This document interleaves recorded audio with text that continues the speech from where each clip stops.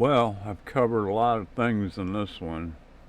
Um, I know YouTube's going to hit me up for music that people copyrighted on their clips, so it's not going to be available everywhere. And all I'm doing is copying a copy, but I've covered a lot of area. It's all crazy. We'll see what happens. I think they got these judges under control because they're going to start prosecuting them, which is a good thing. They shouldn't be interfering what the people want. I've never seen such insanity ever, but like I said before, they're not going to stop. And I don't think they'll ever get power again, not with their insanity. And if they do, that means we have slacked off. They should never get back in power, ever. They have created such a mess. Anyway, I hope you enjoy it. I put comedy in here whenever I could and at the end. Alright, over and out.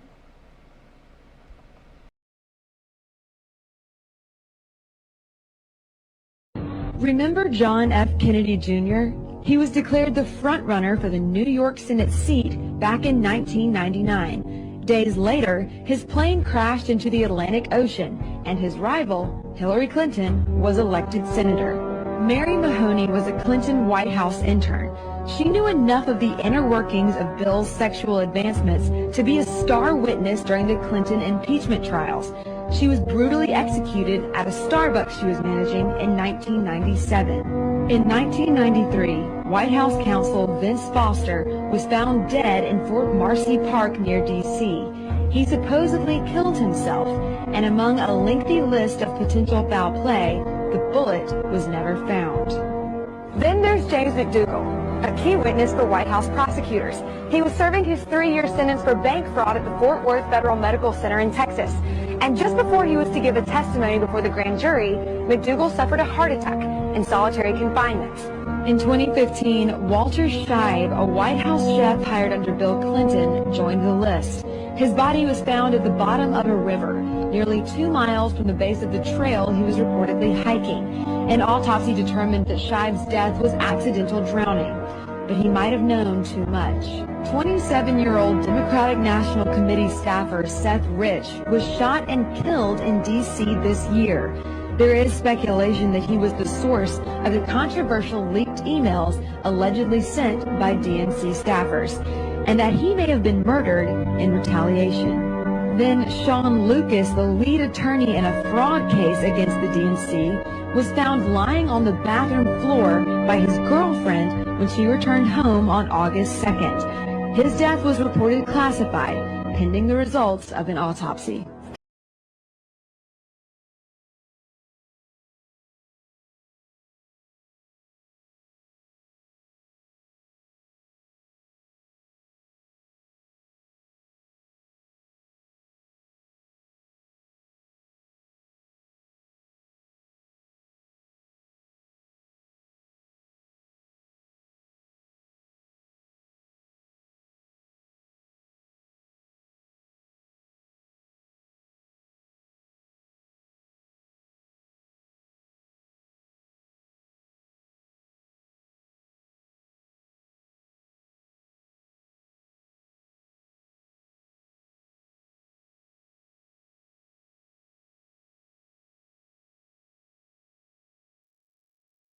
What's up, America? This is some bullshit. So Donald Trump is trying to stop funds from going to sanctuary cities. Well, now a federal judge out of San Francisco says Donald Trump can't block funds going to sanctuary cities. So now cities can just openly break the law, and a federal judge says, yep, Donald Trump trying to stop money going there is unconstitutional. A San Francisco judge. So this is horrible bullshit, and I didn't vote to have fucking judges run my goddamn country. I voted for Congress, Senate, governor, and the presidency. You don't get to tell us what to do, you judge assholes. Man, fuck the judiciary. This is some bullshit. So a federal judge out of San Francisco, California, today barred the Trump administration from denying or putting conditions on funds to money going to sanctuary cities. U.S. federal judge William Orrick said a preliminary injunction was appropriate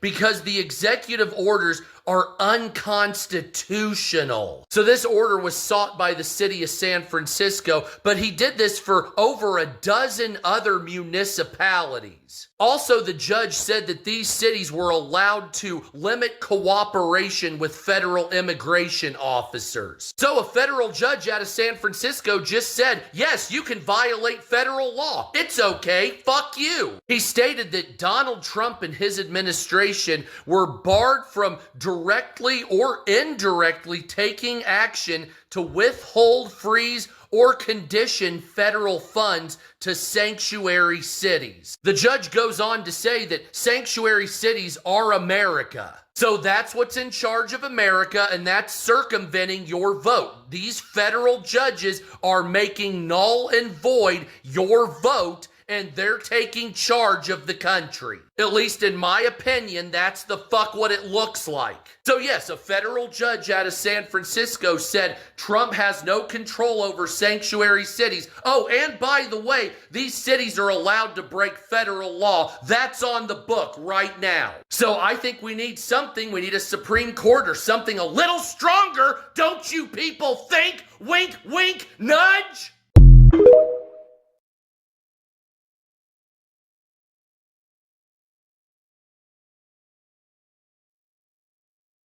How many children or people are totally unvaccinated? Is that where do you find? Is it just the parents that stepped up and said? I would think that's a very small percentage because so many of us blindly followed, the recommendations to vaccinate children. Yeah, it's less than 1% of the public. So the Amish are a perfect example of a large group of people who are largely unvaccinated.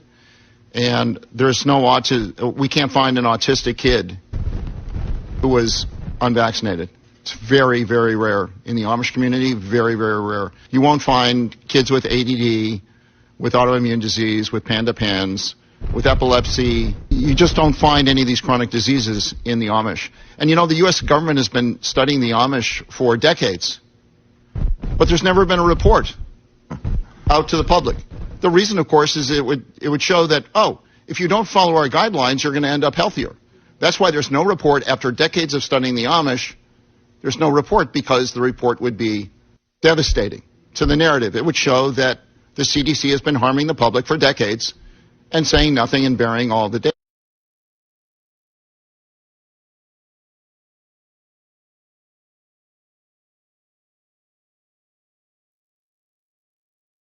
This portion of CBS This Morning sponsored by Pfizer. Good Morning America is brought to you by Pfizer. CBS Health Watch sponsored by Pfizer. Anderson Cooper 360. Brought to you by Pfizer. ABC News Nightline. Brought to you by Pfizer. Making a difference. Brought to you by Pfizer. CNN Tonight. Brought to you by Pfizer. Early Start. Brought to you by Pfizer. Friday night on Aaron Burnett Out Front. Brought to you by Pfizer. This Week with George Stephanopoulos is brought to you by Pfizer. Today's countdown to the royal wedding is brought to you by Pfizer. And now a CBS Sports Update brought to you by Pfizer. Meet the Press Data Download. Brought to you by Pfizer. This portion of CBS This Morning sponsored by Pfizer. On how to find the hidden sugars in the American family diet. Sponsored by Pfizer. This portion of CBS This Morning sponsored by Pfizer. The sun that is giving life to all of us on this earth, this plane of existence, is not here to cause cancer. It's like saying when somebody says estrogen causes cancer, really? Then every 15-year-old girl should have breast cancer. Estrogen does not cause cancer. That's another lie. Cancer is a metabolic disease. It's an error in cellular metabolism. You can increase cellular stress, oxidative stress from the seed oils, the sugar, the alcohols, and everything else that somebody's doing. The people who bake in the sun, they just bake. I bake in the just sun. Crisp. I bake, I'm crisp. What are they usually putting on their skin? So it's that stuff. And what are they usually eating and drinking when they do it? Yeah. So if I put on carcinogens, which all of the sunscreens have in there, and then I go in the sun and I'm baking it in with infrared heat and causing it, while internally I'm probably drinking Coors Light and Bud Light. You know what's happening, or Margaritaville time, right? How many people are drinking when they're out there? How many are having chips and salsa, potato chips, pretzels, corn dogs, everything else full of seed oils that are rancid and oxidizing them? So you're causing cancer. Cancer is a metabolic disease.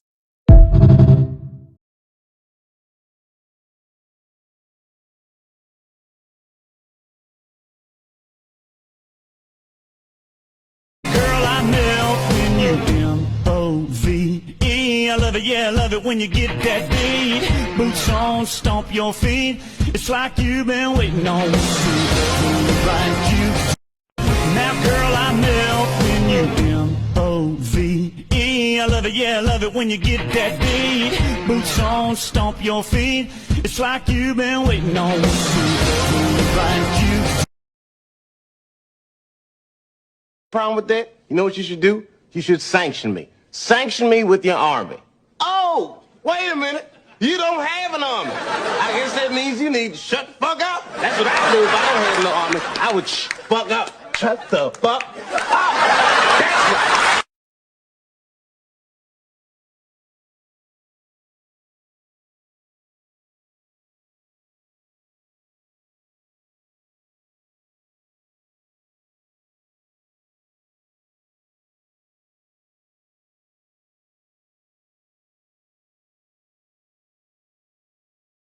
That's right. Let's kick it. Ice, ice, baby. All right, stop, collaborate and listen. I sit back with my brand new invention. Something grabs a hold of me tightly, flow like a harpoon daily and nightly. Will it ever stop? Yo, I don't know. Turn off the lights and I'll glow. To the extreme, I rock a mic like a vandal. Light up a stage and wax a chump like a candle. Dance, crush a speaker that booms. I'm filling your brain like a poison.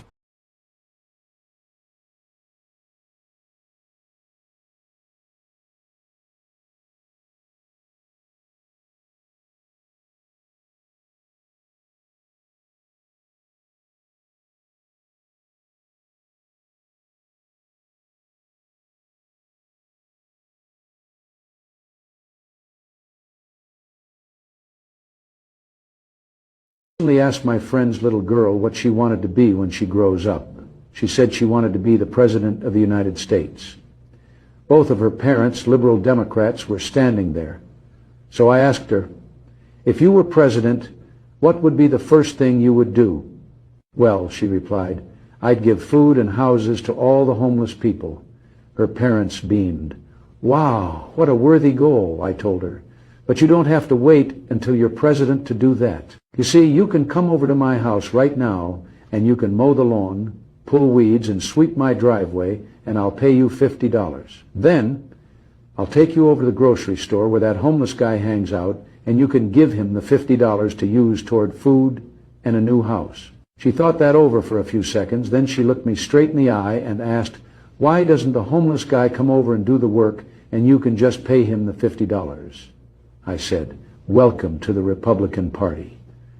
Her parents are still not speaking to me.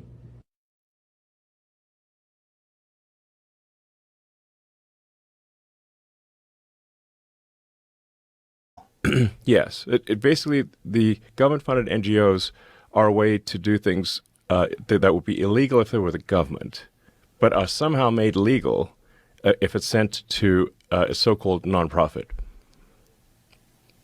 But these nonprofits are then used to, people cash out these nonprofits. They become very wealthy through nonprofits. They pay themselves enormous sums through these nonprofits. It's so insane that that's been going on for so long. It's a gigantic scam, like one of the biggest, maybe the biggest scam ever. And how many NGOs? I think there's A total number of NGOs, probably millions, but in terms of large NGOs, tens of thousands. I mean, it's actually kind of a hack to the system where someone can get an NGO stood up for a fairly small amount of money. Like George Soros was really good at this. Like George Soros is like a system hacker. Like he figured out how to hack the system. He's a genius at arbitrage. I mean, these days he's pretty old, but a genius at arbitrage. So he figured out that you could leverage a small amount of money to create a nonprofit, then lobby the politicians to send a ton of money to that nonprofit, so you can take what might be, a $10 million donation to a nonprofit to create a nonprofit and leverage that into $1 billion NGO. A nonprofit is a weird word. It's just a non-governmental organization. And then the government continues to fund that every year. And it'll have a nice sounding name, like the Institute for Peace or something like that. But really, it's a graft machine. And what are the requirements with that money? What do they have to do? Just really no requirements at all. So they just get grants and the government just assumes that they're doing good work.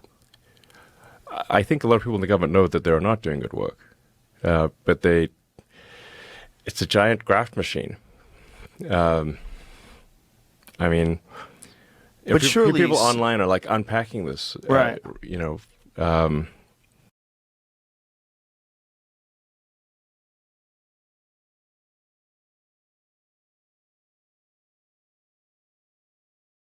We are at an unprecedented moment. Our financial systems are facing huge risks from the economic chaos of President Trump and his co-president, Elon Musk. President Trump ran on this. I mean, he said, we're going to look for wasteful spending across our government. We're $36 trillion in debt, y'all. That's not only fiscally irresponsible, it is actually morally irresponsible. And the difference in this administration and the last administration is that President Trump is actually the final arbiter. And it's interesting that none of you had anything to say over the last 4 years when it is clear that our commander-in-chief was not in command. And if we're going to use the term co-president, then let's go back and say co-president Jake Sullivan, co-president Ron Klain, co-president Jill Biden. I mean, it seems that some of the biggest decisions were made during the president's afternoon nap time. And so I just think we need to be a little bit more honest about what's been laid out and what's actually occurred. They've got 3/4 of the money and they didn't earn it. They set up a system precisely for the purpose of awarding themselves wealth and power when it's undeserved. You look at Liz Cheney and you ask yourself honestly, what skill could she possibly have that allowed her to send hundreds of thousands of people to their deaths? Did she earn that? I don't think she did. No fair system would make Liz Cheney powerful. No fair system would make Larry Fink rich. No fair system would elevate someone like Kamala Harris to a presidential nomination. She's never been accused of doing anything useful. She has precisely no achievements. She's a nominee without getting a single vote. She is a metaphor for the system they created to make themselves rich and powerful, and then they have the gall to lecture you, the people who can actually change a flat tire and repair a power grid, who have useful jobs, who pay your taxes and work 40 hours a week, lecture you that you are somehow immoral. And Donald Trump has empowered the rest of us through mostly just sticking around in the face of their hate and abuse and persecution. He has given the rest of us the right to call BS on the charade. No, you are not better than us.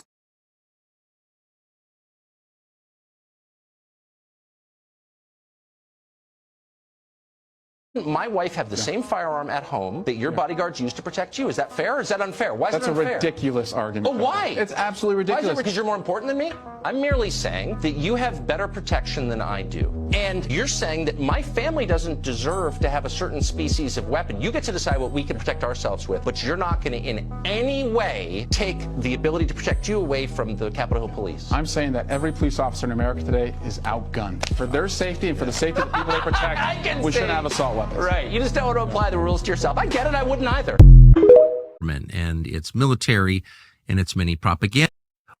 Over the past 3 years, hundreds, maybe thousands of Western journalists have covered the over the past 3 Over the past 3 years, hundreds, maybe thousands of Western journalists have covered the war in Ukraine from Ukraine and effectively been attached to the Ukrainian government and its military and its many propaganda outlets, taking their talking points from Ukrainian government officials, interviewing President Zelensky, always in the most fawning possible way, and effectively carrying water for both the Ukrainian government and NATO, and above all, for the Biden administration. On the other side, in this war that the United States has effectively paid for, there is one Western journalist, one American embedded with Russian troops. His name is Patrick Lancaster. He's from St. Louis, Missouri. He's a U.S. Navy veteran. And for the past 11 years, he's been reporting from the region. For the past 3 years, he's been reporting from the front lines. He's been interviewed by precisely no other mainstream Western media organizations. And so it raises the question, how can you understand a war you're expected to take sides in and then pay for if you're not hearing the other side? So with that in mind, here's Patrick Lancaster. Patrick Lancaster, thank you so much for joining us. So you're one of the only, maybe the only American reporter embedded with Russian troops in this war. How long have you been there? Hi, Tucker. It's really an honor to be on here with you to show a little bit to the world about what the mainstream media doesn't want a lot of the people around the world to see. So it's really great, and I appreciate the invitation. I have been covering this conflict, this war, for a lot longer than many people understand that it's going on. As you know, this didn't start 3 years ago. It started in 2014. Some say even before, but for all intents and purposes, we could say 2014 when the war started, following the events in Crimea, where Crimea joins or rejoins Russia, because there was a referendum. That's where I first started reporting on the situation between Russia and Ukraine. I went to Crimea for the referendum where the Crimean people voted to break away from Ukraine and join Russia, or rejoin Russia, because before 1956, Crimea was part of Russia. So if you think about this, the people that were born before that year were born in Russia. So there's people living that were born in Russia that were literally so happy to be joining Russia again, going home, as the people on the streets told me when I was there. And I've been there almost every year reporting since then as well.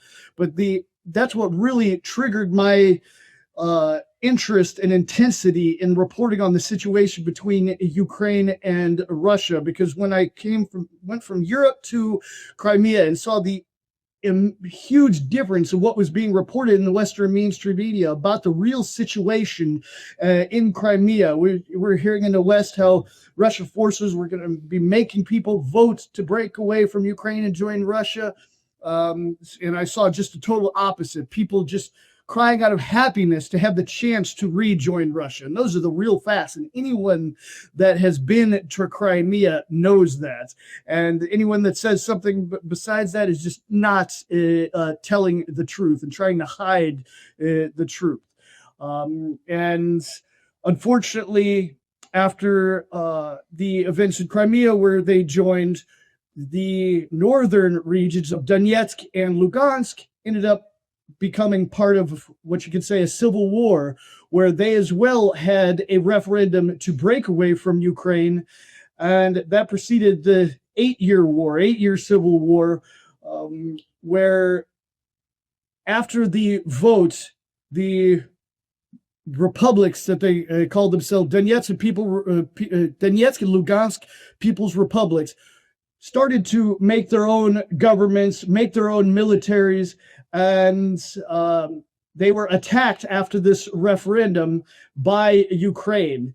And I spent 8 years covering the situation in the Donetsk and Lugansk areas, just documenting my part of the puzzle or the pie that wasn't being shown in the Western mainstream media. Because what I was showing then and now, what Western mainstream media doesn't, it's not convenient for them to show. It doesn't fit their narrative. So I documented what they weren't. The indiscriminate shelling of residential areas by Ukraine, the targeting of civilian areas by Ukraine. I mean, my wife is from Donetsk, and her childhood home was destroyed by Ukrainian shelling, as well as the majority of her childhood neighborhood.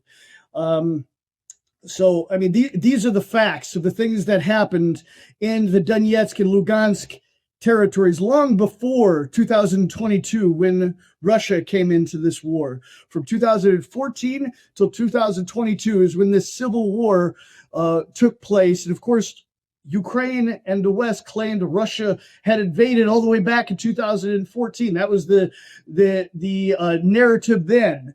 But eventually that kind of slowly went away when they realized that this 8-year war wasn't really, there was no regular Russian troops taking part in that. This was a civil war that was lightly supported by the West. Ukraine supported by the West. Wait, may I ask you a question to clarify something? So you said that your wife's childhood home was destroyed by shelling from the Ukrainian government. Why were they shelling your wife's house? Like, was her family part of the fighting?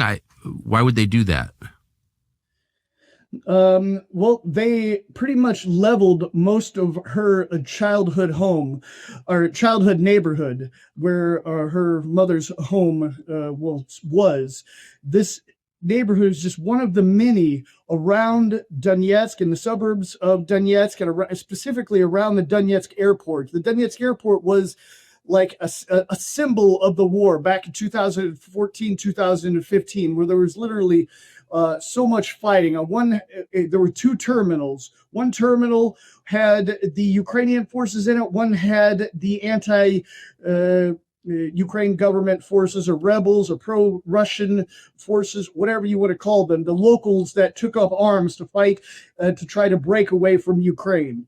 And they were fighting, and basically Ukraine leveled, not completely leveled, but damaged, if not destroyed, the majority of the homes all around this area, around the airport, just with indiscriminate shelling and of the areas, the neighborhoods, and just destroying or seriously damaging almost every home. And it just so happened my wife's childhood home was one of those. Thank God her family and her made it out okay. They were living there when the war started, and they made it out okay, but the house was destroyed. And this is just one example of many homes and families that lost everything in the war. I don't remember hearing in the United States at the time that there was a war in Ukraine. I mean, my sense is this was basically ignored completely, and that Ukraine at that time was effectively under the control of the Obama administration. That was my sense. Yeah, a lot of people didn't really understand what was really happening on the ground. But basically, I mean, it goes back to the Maidan revolution or whatever you want to call it. It's all in the eye of the beholder. The locals in the eastern part of Ukraine at that point looked at the Maidan revolution as an illegal coup supported by the West, where ended up with their democratically elected president Yanukovych removed from office without them having anything to say about it, and which effectively made their Ukraine dead and not in existence anymore after a puppet government was put in by the United States and the West. So the people of the Donetsk and Lugansk areas they said, okay, well, that's not our Ukraine. Ukraine's gone. Some of them were patriots for Ukraine before. They just said, okay, we don't have anything to do with that. we're going to have a vote. We're going to vote ourselves what to do with the right of self-determination. And Ukraine and the West did not want to respect the right of determination. And Ukraine basically, in the words of the locals, punished them for them trying to break away from Ukraine. And every local family knew someone or had a member of their family injured or killed in the attacks by Ukrainian forces on the civilian areas of these regions, specifically the cities of Donetsk and Lugansk. Amazing.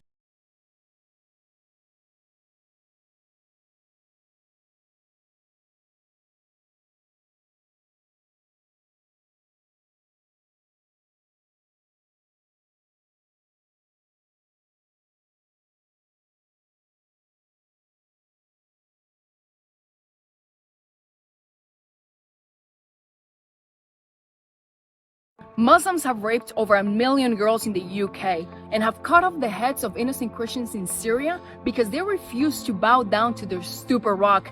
And the very same fate awaits your sons and daughters unless you send me to Congress, because I'm the only one who's not afraid of them. I'm going to be very honest with you. I didn't have the blessing of being born in America or even call myself a Texan, but you can't tell me that I don't care about Texas.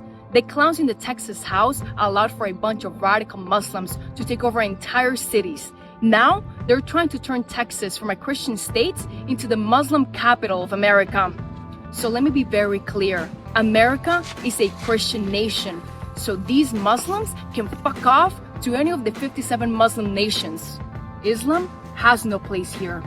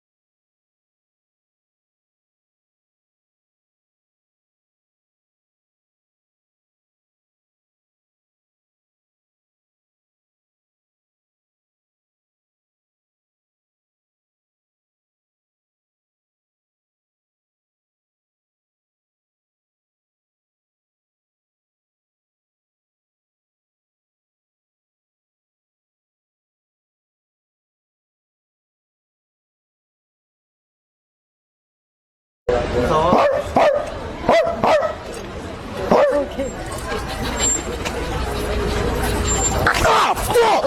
Oh, shit! Oh, you just fucking bit me! Oh, shit! He just fucking bit me!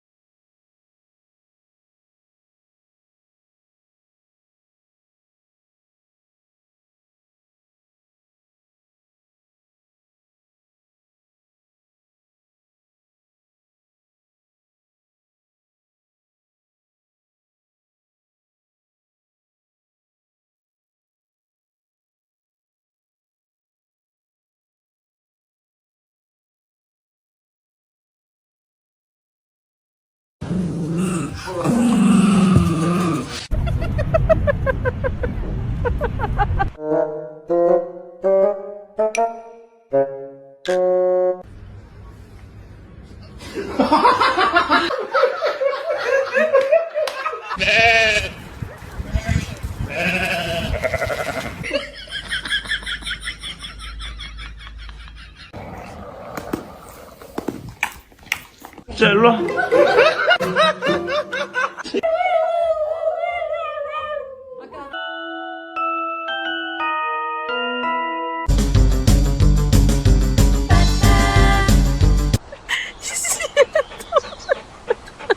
你老板去哪里啦？我要买衣服啊。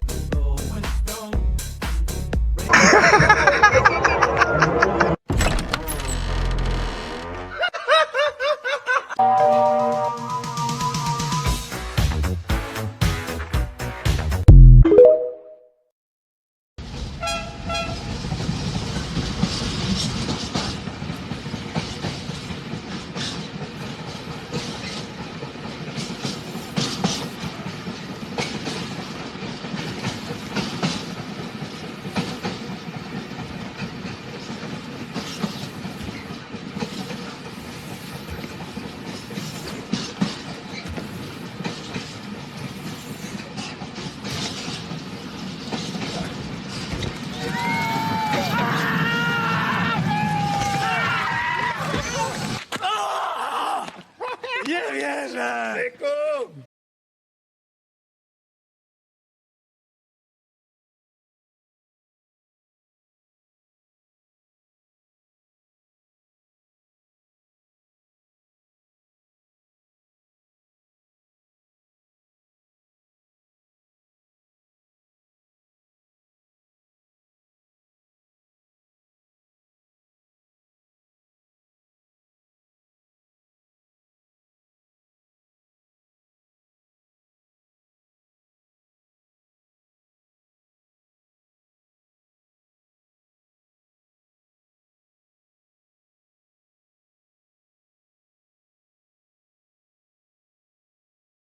You mean to tell me that now you're mad because they want to take the poison out of our food? Y'all, are you okay? And you're mad because you have to pay your student loan back? Because the previous administration lied to you and lied and lied and lied and lied and lied again. Get it through your head. This is exhausting trying to freaking communicate with you people when you can't understand actual logic. Do you know how much of a nightmare it is to even be on the same planet with you people sometimes? It's like you literally find something negative about a situation that even betters your life, the poison, right? Taking it out of your food, and you find a reason to get mad. You must live an awful existence. Some of y'all need some Jesus. I don't even feel sorry for any of you anymore. I tried, like in the back of my mind, I tried to think, well, you know, maybe, just maybe. No, there is no more. You guys are literally gone. Your mind is on the moon. It is gone. It's done. It's done.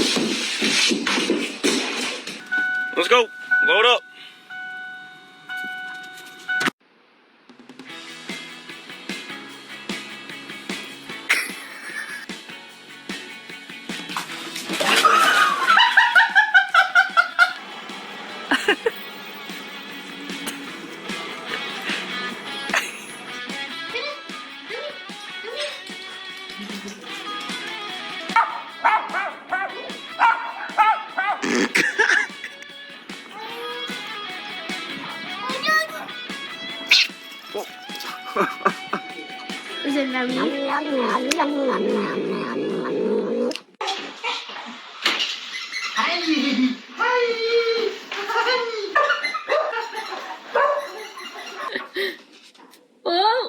Careful. Oh, there it goes.